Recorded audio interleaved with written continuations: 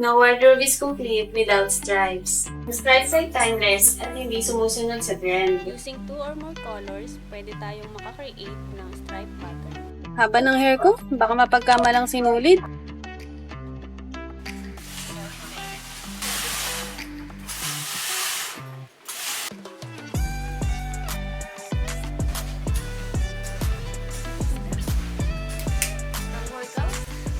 This knit has 2 colors, so meron din akong 2 feathers, 1 and 2. When I change color, tatanggalin ko itong feather na nasa carrier in exchange for the color that I will be using.